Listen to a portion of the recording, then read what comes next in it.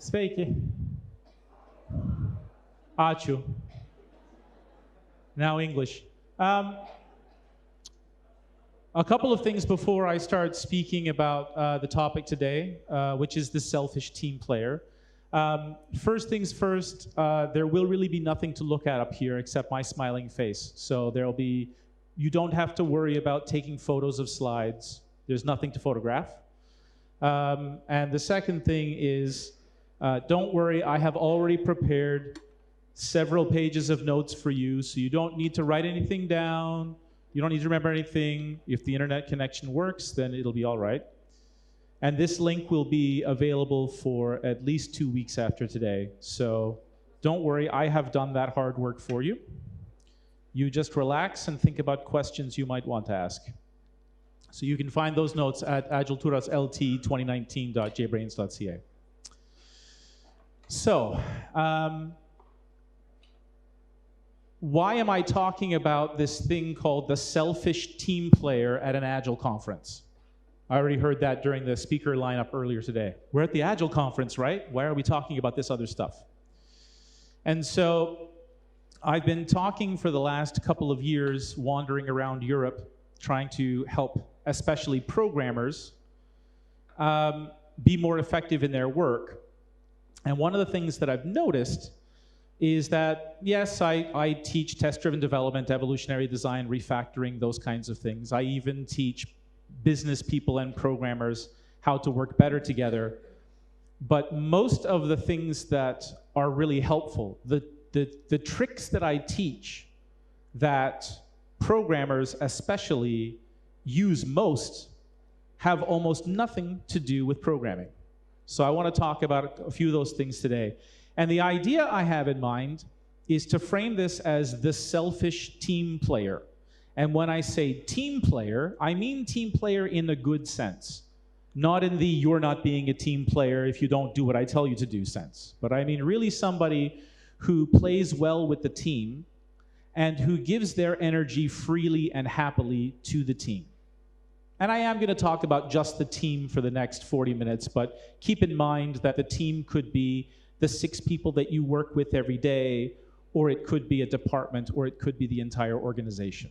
But it might be easier to talk about a small team for the moment. And I also mean selfish in a good way. So I don't mean selfish in the way of I always do everything for myself. I mean selfish in the way that, so on one end of the spectrum, you have altruism, which is the idea that you should always do everything for other people. You sacrifice yourself, it hurts because you want to do things for other people. And then all the way at the other end of the spectrum is hedonism. That's where I do everything for myself. I only care about my own pleasure. I only care about my own enjoyment, and to hell with the rest of the world. And what I mean is a kind of selfishness that maybe it would be better to call it self-awareness. The idea that if I want to take care of all you nice people, but I sacrifice myself to do it, then I cannot sustain that for very long. Fairly soon I will burn out. And if I burn out, if I fall into depression, and I don't have the energy to do good work anymore, then I can't help you, I can't help myself, and everybody loses. So that's the sense in which I mean the selfish team player. An awareness of your own situation that helps you feel comfortable giving freely to the team around you. And I find that for the most part, people need to help themselves to make sure that they can help others. Before I do, I just want to make sure that I did, yes, I gave the computer coffee, so that screen should stay on the whole time. Okay, so it's easy for me to just say, take care of yourself so that you can take care of others. Help yourself first so that you are able to help others. And when I say that, it's a little bit like saying, Agile is a mindset. Okay, good, a few of you laughed. It's a little bit like saying, Agile isn't something you do, it's something you are. And the Heath brothers, who wrote the books Made to Switch, or Made to Stick and Switch, called this statement true but useless. It's true in the sense that if you are experienced in working in Agile software development, ways of working, Lean, Agile, Scrum, XP, FDD, DSDM, Crystal, whatever you like, if you're experienced in these areas, then you will probably agree with me after some period of experience that living the values of Agile software development matters more than any specific practice that you do. It matters more than any specific principle that you follow. And in that sense, Agile is a mindset. But if you just tell someone who is new to Agile software development, well, if you just have the right mindset, everything will be easy. And they look at you like that. Now, maybe they don't smile. They look at you more like, what am I supposed to do with that? So what I'd like to do today is to talk a little bit more about what are really some practical steps that you can take to start helping yourself so that you can help others. What really does that look like, and how does that relate to the work that you do? So, how many people in the room, if I say the phrase theory of constraints, raise your hand if you believe you know what I mean. Okay. So rather than turning this into a seminar on theory of constraints, here are the two things you need to know about theory of constraints to get started. The first one is throughput accounting. The idea that we measure the value of a system by measuring the flow of value through the system. That's throughput, not input, not output, but throughput. So we don't measure a system based on how much it costs to operate, but we measure a system based on the rate at which value flows through the system, and we call that throughput. So throughput accounting. That's the boring part. The interesting part is bottleneck theory. The idea that every system has a bottleneck. Everything is a system. Every system has a bottleneck. Why? Because if you didn't have a bottleneck, then your throughput would be infinity, and we would all go home. There would be nothing left to do. So every system has some part that limits the throughput. There's some little part of the system over here. The flow through that part limits the flow of value through the whole system, and we call that the bottleneck. If you think about you, yourself, as a system, and you think about you and your immediate system around you, it could be your family, it could be your team at work, then the bottleneck for most of us, most of the time, is our own energy. I like to measure our work in sort of three areas: money, time, and energy. I want a job that pays me enough money, where the time commitment isn't too much, and where it doesn't take my energy away too quickly. That's at least the minimum. And what I'd really like is a job that pays me lots of money, takes up very little of my time, and makes me feel energized all the time. Almost nobody has that. What lies at the center for most people isn't time, it's energy. We all think that we don't have enough time to do things, when generally the problem is that we don't have enough energy to do those things. You know what it's like to feel very energized. At least I hope you know what it's like to feel very energized. I hope today is helping you feel very energized. And you feel like time doesn't matter. It slows down to a crawl, and you can get all these wonderful things done. And that is part of what happens when you have energy. When energy stops being your bottleneck for an hour, 2 hours, a day, a week. But for most people, most of the time, energy is their bottleneck. And so they don't have enough energy to give to other people. They don't even have spare energy that they could reinvest somehow, whether they could invest it in their relationships with their families, they could invest it in their relationships with the people at work, or literally in just producing more results. And I've noticed that there are essentially three areas where we can try to improve the flow of energy so that we can produce better results. And the context that I'm going to talk about here is someone working in a software organization where part of your goal in life is to produce better results for the company, for the team, for the people around you. Now, if you genuinely don't care about producing better results for the people around you, then I guess this is the wrong talk for you. But even if you don't care about that, you still might be able to use some of what I would like to teach today as ways to improve other aspects. So it doesn't have to be shipping more features, or as we would say, now that we have the language of throughput accounting, having better throughput of features through the system.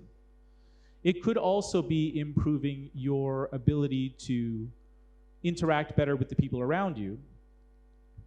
to overall reduce the stress that comes from your work. If there's one thing that I don't know that I really have a mission as a consultant. If I had one, it would be trying to help everyone in this room work with much less stress, which is just the opposite, just the other way of saying with more energy, with freer flow of energy. So let's start with the easy part, which is programming.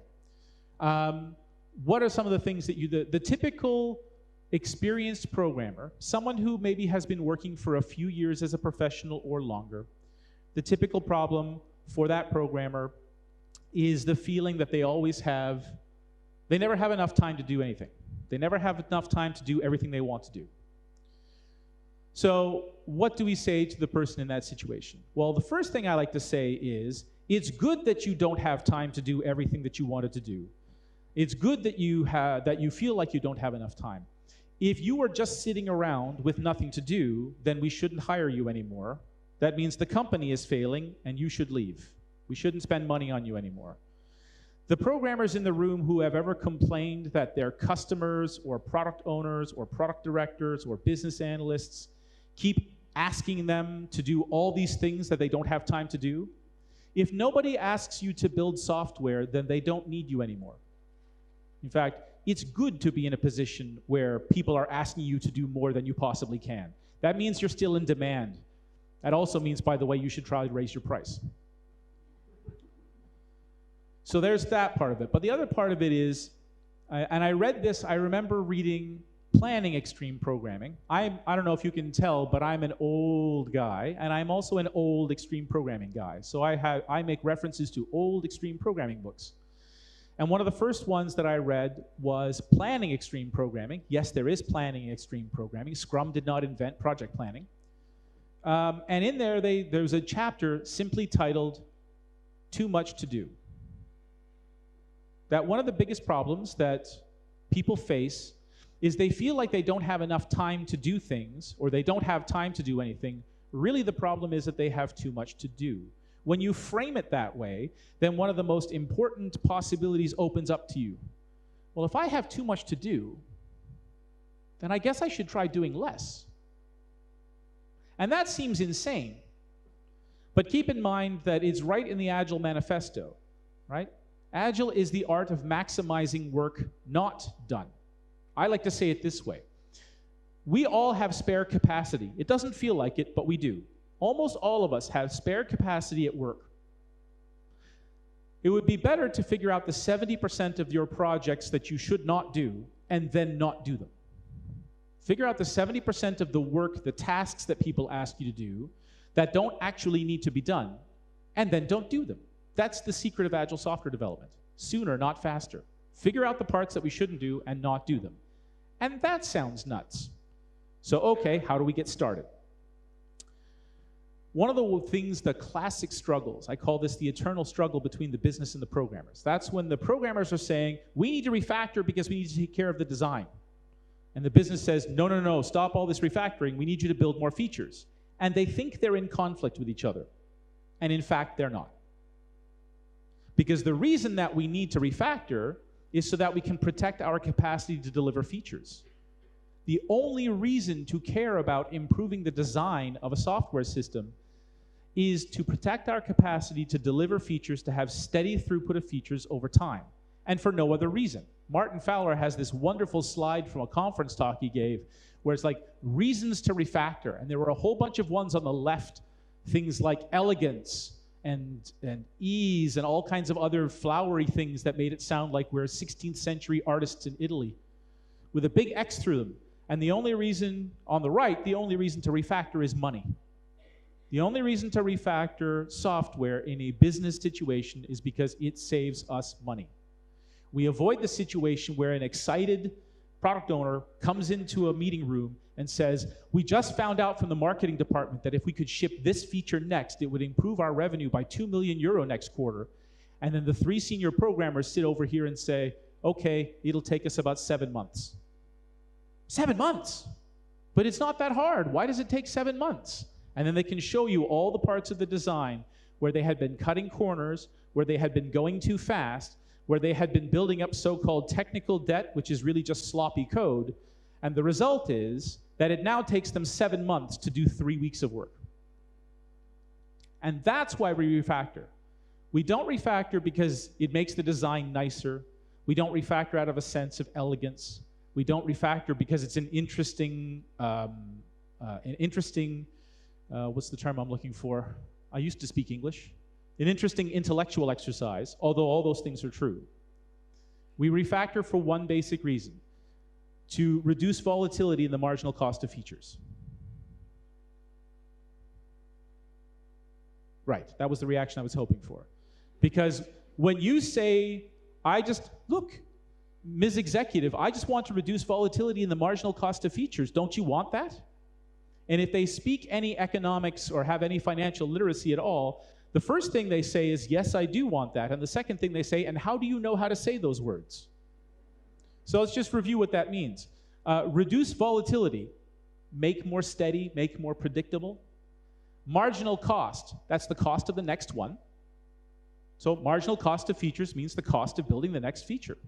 So all I'm doing when I refactor is reduce volatility in the marginal cost of features. Surely we all want that. And that's an easy thing that we can do to help the business and programmers agree that in fact they want the same thing. We're refactoring because we want to ship you more features, and you want more features because you think that that can lead to more sales. And the funny thing is that even just with this one magic phrase, I don't know how well it works in other languages, but it works very well in English. This magic phrase suddenly gives, so if you're the programmer in that conversation, it suddenly gives the other person the feeling that you are trying to speak their language, because you rather literally are. You're now using terms from the world of finance and economics to describe something about this work that you do that they otherwise probably don't understand. And I'll come back a little bit to that later. So, how do we then get started? Well, the good news is, first, you just stop saying you don't have enough time and you start saying, I have too much to do. Then you start looking for ways to do less. One of the ways that you can do less, ironically, is to refactor more. If you refactor more, then it takes less work to get things done later. What really happens is, instead of the cost of features, instead of your capacity to deliver features doing this, it just kind of does this. It goes down, but very slowly over time. So even though right now it doesn't feel like you're going faster, what you're doing is making it possible to go faster in 6 months, in a year, in 2 years. The worst part about it is that we never realized just how slow we would have gone if we had just kept doing what we were doing. So it's very hard to show people that you're actually going faster, that it's actually smoother, that it feels better. So then you just say, remember, we're reducing volatility in the marginal cost of features, and everyone goes, yes, yes, and then we remember why we're doing it. So how do you get started? You're a programmer, you're under pressure, refactoring feels like more work. How do you get started? The easiest way to get started is by manufacturing slack. That's by finding the free capacity that's sort of hiding in the couch cushions and starting to use it. Because like I said earlier, you all have spare capacity, you just don't know where to look for it. Or it doesn't seem like spare capacity. So you can start by, at the end of some task, let's say you're working on a task that takes 2 or 3 days, just to pick a number. At the end of those 3 days, I recommend that you try doing something called cleaning up before moving on. I like these little phrases because they're somewhat easy to remember. Cleaning up before moving on. So I get to the end of my task, and before I declare victory and decide what to do next, I set a timer for 30 minutes. And in that 30 minutes, I just try refactoring the code roughly where I have been working. And I'm not even necessarily trying to make any specific improvement. I'm trying to protect against difficulties later on. See, when you're deep in building that feature, there's a bunch of stuff in your head that's only in your head. Once you finish that task and you start to move on, you start to think about the next thing, that stuff in your head starts to rot. It decays. You lose it. And if you don't write it down, it won't be able to help the next people, which is just going to make them go slower. And by the way, them could be you. So what I encourage you to do is to be utterly selfish in that moment and to take 30 extra minutes and just refactor some part of the code where you've been working. Maybe that means slightly improving some names of things. Maybe that means, oh yeah, I understand how this long function works now. Let me extract it into 3 smaller pieces and move it around. Or, yeah, I understand how that test works now, but there's some parts of that test that probably you will have a hard time reading later. So let me add some more details here. It could even be as simple as adding comments, as long as the comments explain why. The idea is to take that extra 30 minutes for yourself to say the things that you were in too much of a hurry to say while you were furiously making something work for 3 days. And then when that timer stops, you stop. And you say, fantastic, I cleaned up a little bit. It's a little bit better than it was 30 minutes ago. I'll include those in my changes. And now I've cleaned up before moving on. Why 30 minutes? 30 minutes is small enough that nobody will notice that you took 30 extra minutes at the end of a 3-day task. Now, I say that knowing that there are some companies that measure programmer usage of time down to the 10th of an hour. And if you work in one of those places, then you and I need to have a completely different conversation that I would recommend having after we're done here.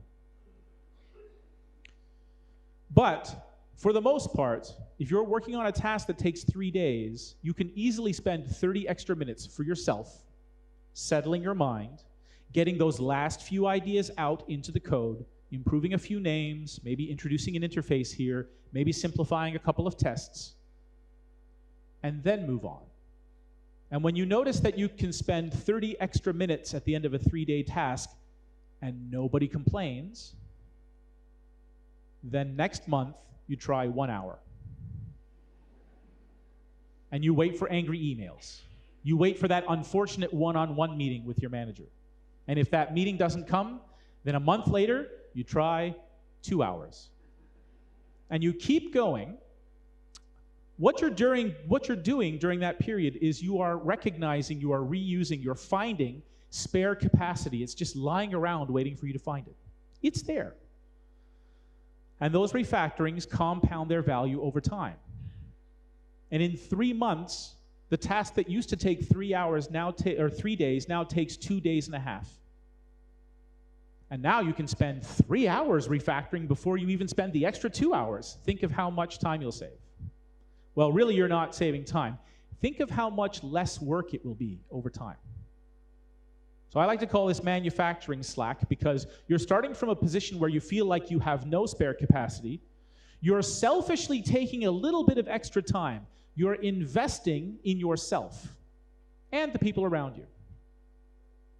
And of course, you're building up general refactoring and design skill, which just means that when you build the next feature, the mess will be a little bit smaller next time, so there'll be even less to clean up. And those benefits accumulate over time. So you can start there. You can start with 30 minutes at the end of every task. Try to make the code a little bit better than it was before you got there. Clean up a little bit before moving on.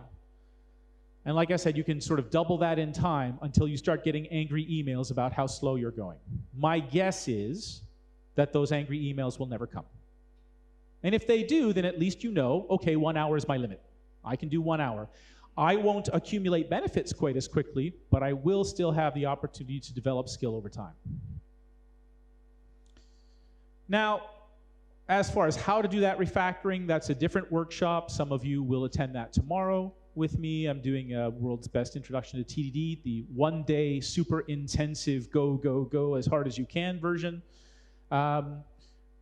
We can talk about that again. If you want to find out more about how to actually do the refactoring part of that, I can help you. This is not the talk to do that.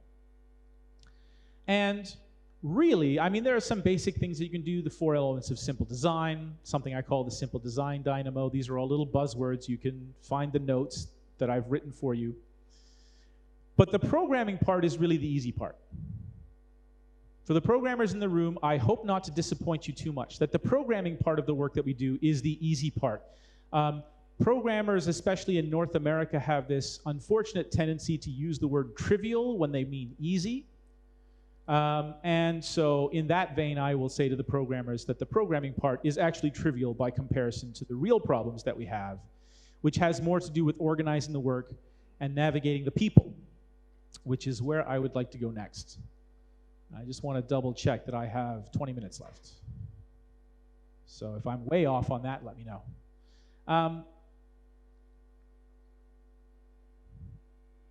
Just now trying to think with the time I have left. Okay. So I'll give you the very short version of the organizing the work part, because you can read about that in detail. And actually, the irony of trying to help people organize their own personal workload is that if they feel like they already have too much to do, and then you say, okay, well, read a 300-page book and it will solve all your problems, they'll get angry at you for giving them a 300-page book to read when they already have too much to do. So let's start here. Let's start with the 2-minute rule. How many people think they have heard of the 2-minute rule? Okay, so go to sleep for 2 minutes. The 2-minute rule works like this. One of the biggest problems that we generally have is that people are constantly asking us to do things. They're sending us emails, they're interrupting us in our offices, they're scheduling meetings, and they're constantly giving us more to do. What they're really doing is they're requesting work from us. And if we don't have a good system for managing all that, then what ends up happening is the work that you actually do depends on who yelled at you the most loudly the most recently. And that's no way to work. So the 2-minute rule helps you start to deal with this problem right away. It's especially useful for that, you feel good, you open up your laptop or you grab your phone and you say, I'm going to take care of a few quick emails. You start to do that, and then when you look up, it's 11:43, and you didn't actually do any work yet. So if this is something that you relate to, then here's the 2-minute rule. When a request for work arrives at you, email, somebody asks you something, phone call for the 3 people who still use the phone, if any of that happens, then if you know that you can finish that work in 2 minutes or less, literally 2 minutes, not 3, not 4, but 2, 120 seconds, it goes by quicker than you think, especially when you're on stage talking. If you know that you can do it in 2 minutes or less, then just do it and forget it for the rest of your life. And for everything else, you need to plan it.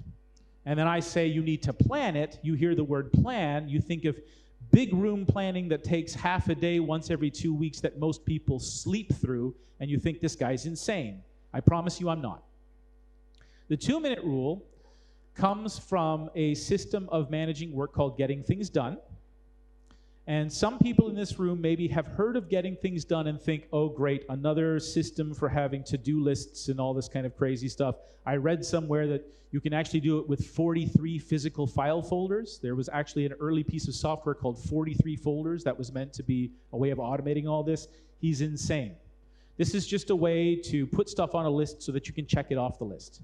No, I promise you no. It's true.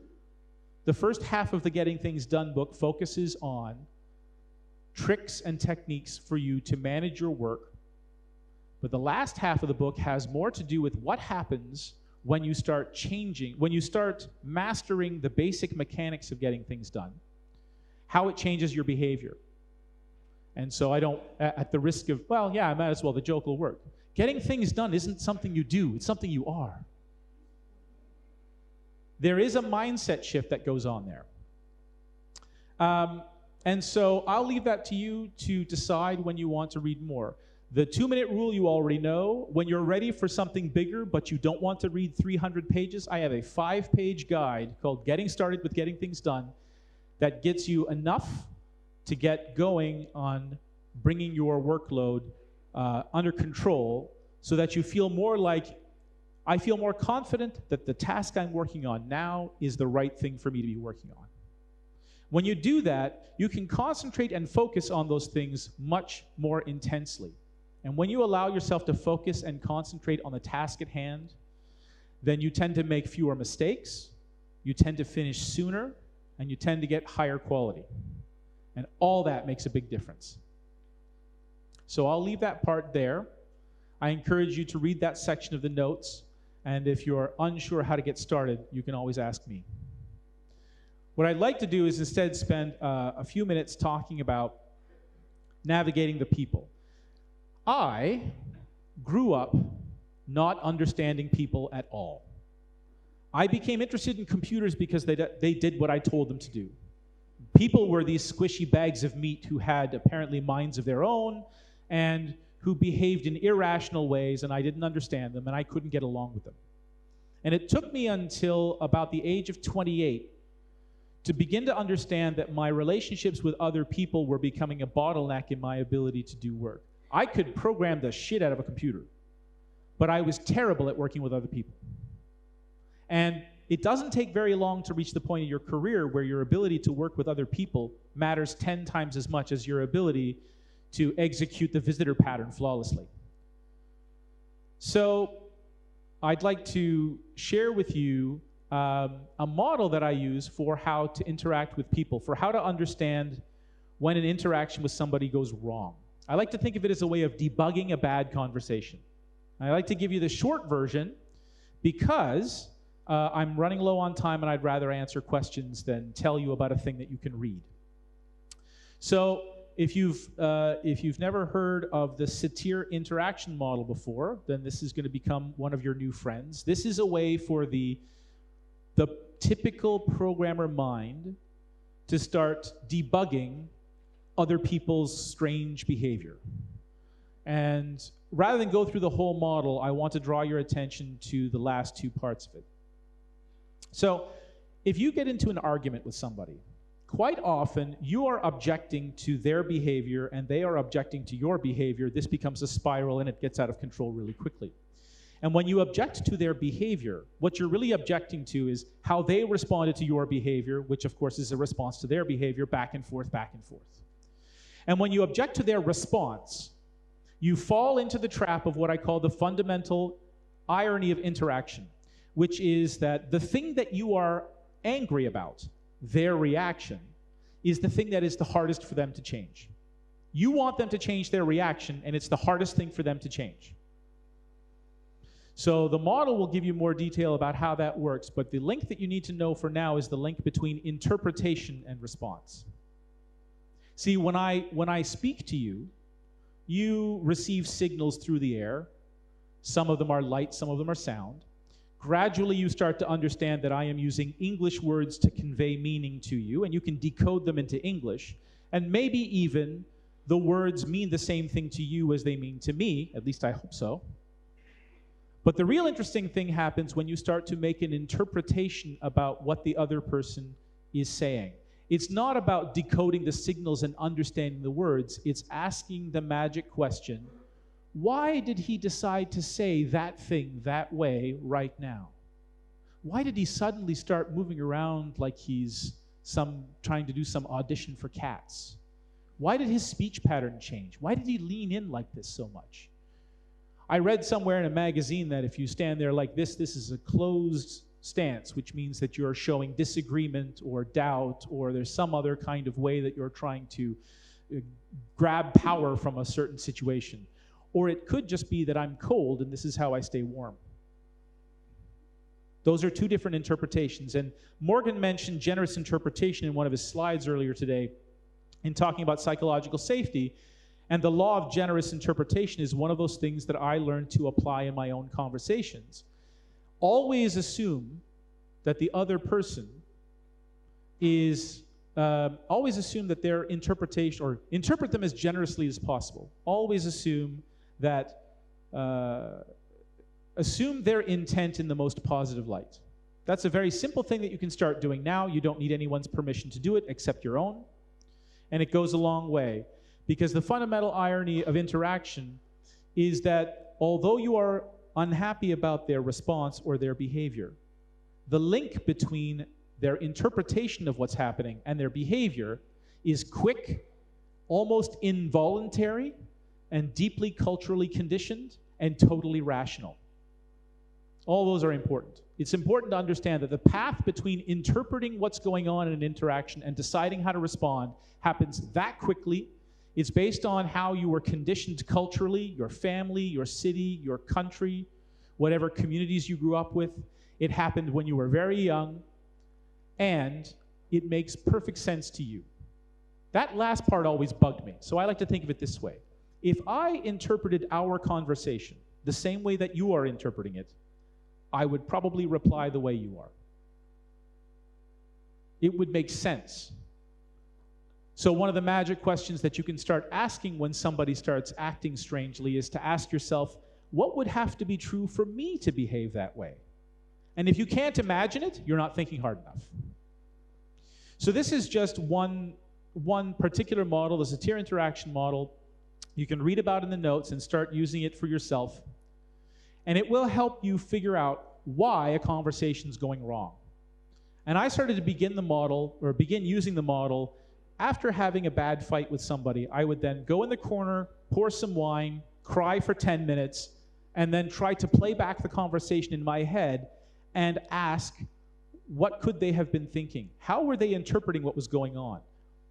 What are 3 different ways that I could interpret this thing that I said? And then, oh, well, maybe they reacted that way because they inferred this when I meant that.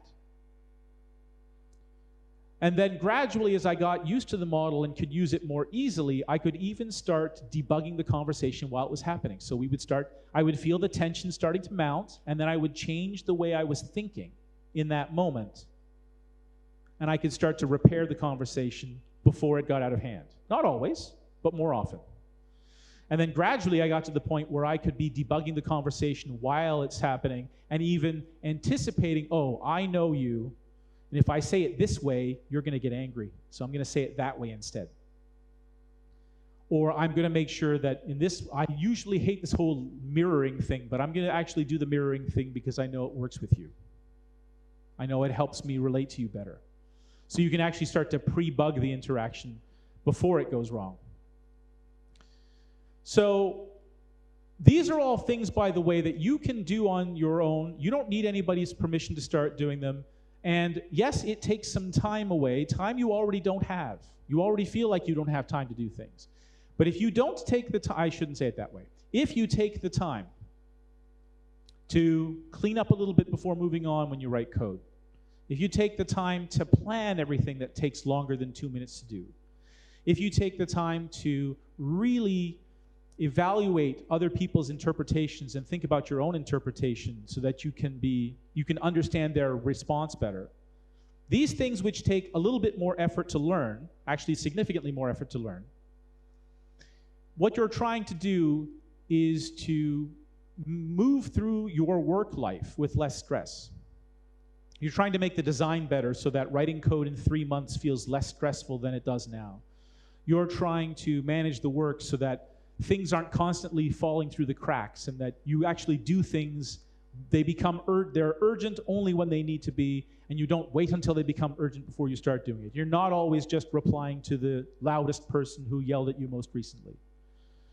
And that you're not having quite so many of those horrible conversations that make everybody furious and then need 3 hours to recover.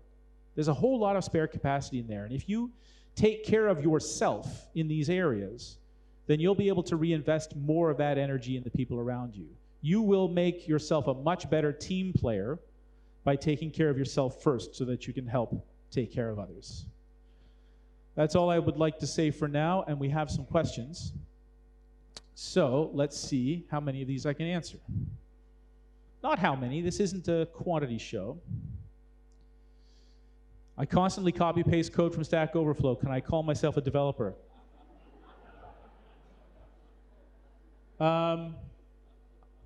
I don't mind.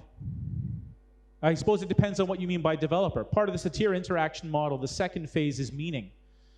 Obviously, this person, when they say the word developer, they mean something specific.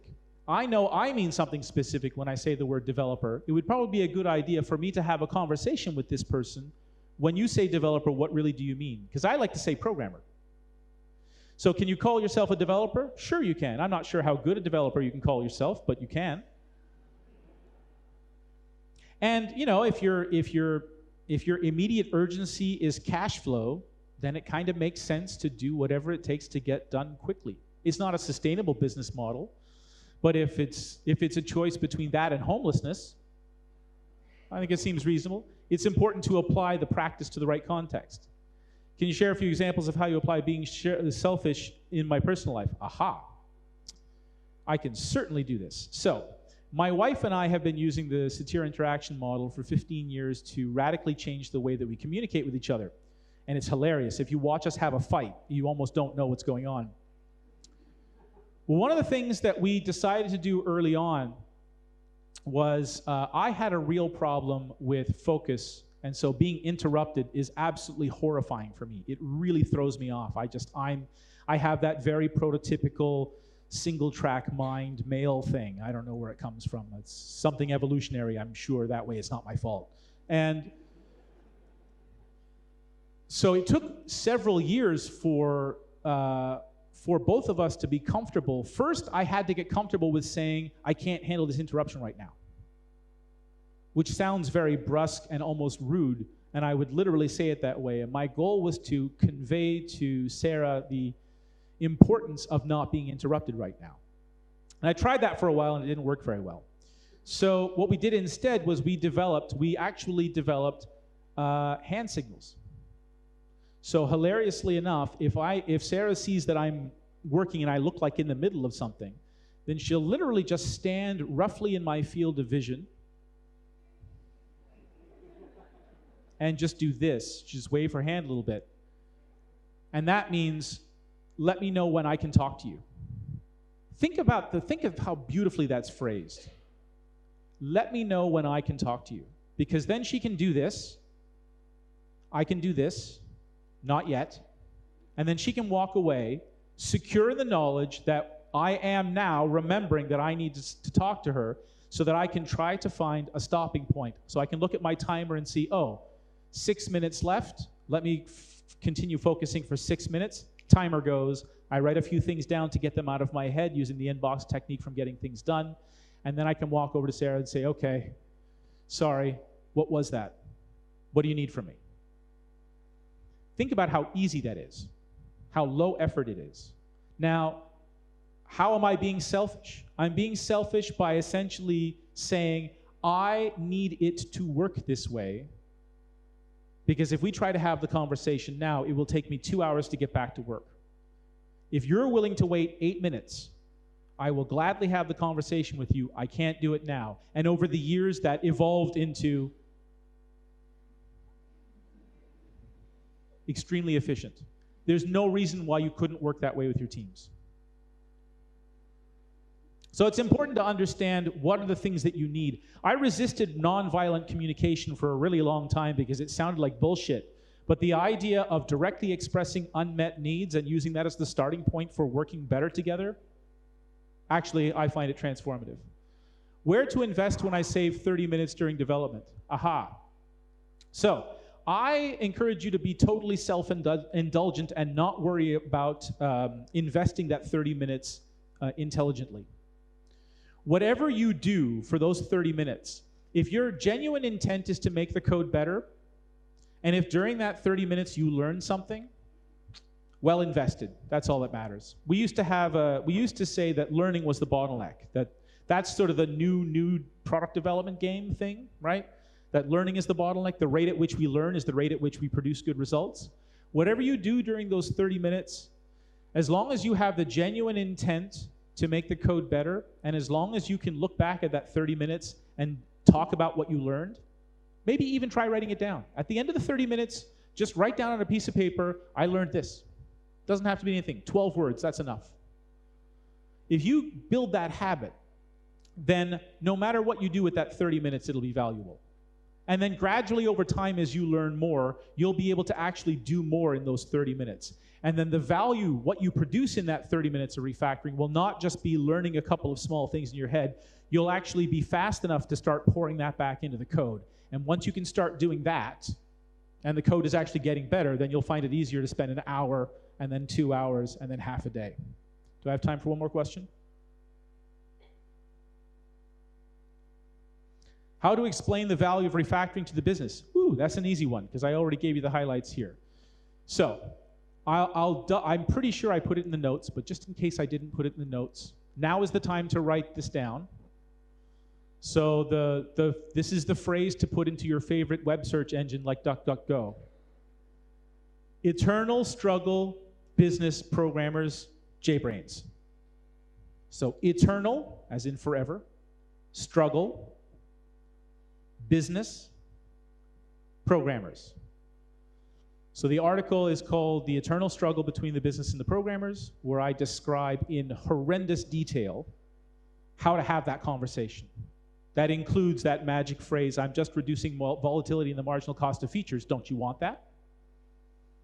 Where you can help programmers and non-programmers understand what you are trying to do with that refactoring.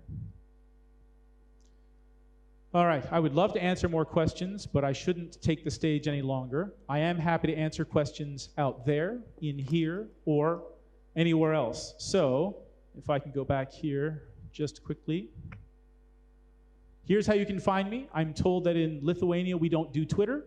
So there I am on LinkedIn. I never show my LinkedIn link to anybody else. For the 3 of you on Twitter, find me, and that is where you can read more. Thanks very much for your time and attention. Have a good afternoon.